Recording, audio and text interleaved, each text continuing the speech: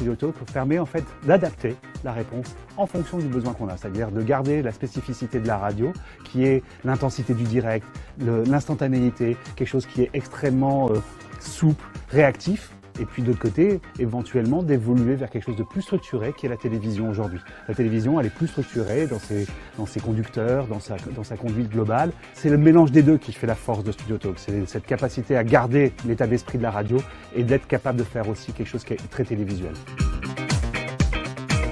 Là, on a trouvé un produit qui est un bon équilibre, c'est-à-dire à la fois qui donne des capacités d'automation, mais aussi qui répond à des exigences de qualité télévisuelle, tant sur l'habillage que sur la réalisation. Donc il y a plein de petits modules, plein d'éléments qui permettent aujourd'hui de proposer un programme de qualité en fait.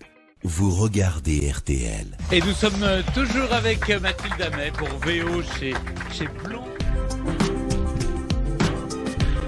C'est une interface qui permet de gérer donc toutes les caméras d'un studio, les mettre en ligne, de choisir la caméra qu'on veut, de choisir ce qu'on doit mettre aussi sur les écrans, d'habiller tout le studio et surtout ça peut se gérer automatiquement. Alors, en fait, il y a un truc qui est vraiment excellent, c'est que c'est synchronisé avec l'audio. En fait, la table de mixage envoie un jingle et on va avoir le synthé de la rubrique qui va apparaître et les écrans et l'habillage qui va se synchroniser complètement avec l'audio.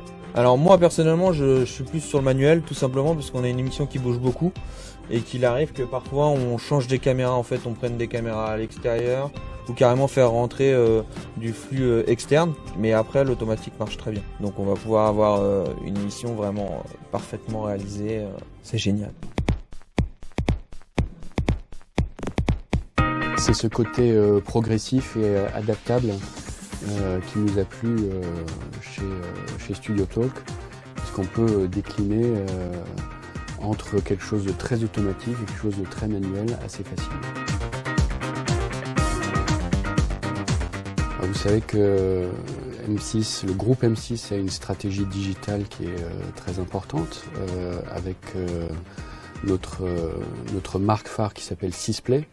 Sisplay sur laquelle se déclinent toutes les antennes télévision et leur déclinaison digitale.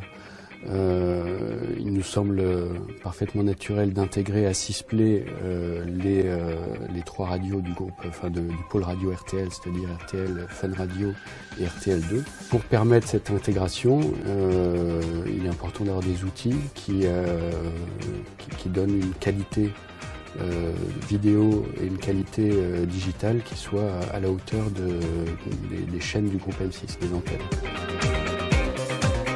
On a fait une phase de test avec le studio de Fun qui nous a permis en fait de bien délimiter tous les paramètres, de voir un peu toutes les progressions, toutes les étapes dans lesquelles on pouvait progresser, ce qui nous a permis aussi de convaincre le fait qu'on puisse déployer l'ensemble de la solution sur tous les studios. Donc c'est un peu dans cet esprit-là qu'on a progressé.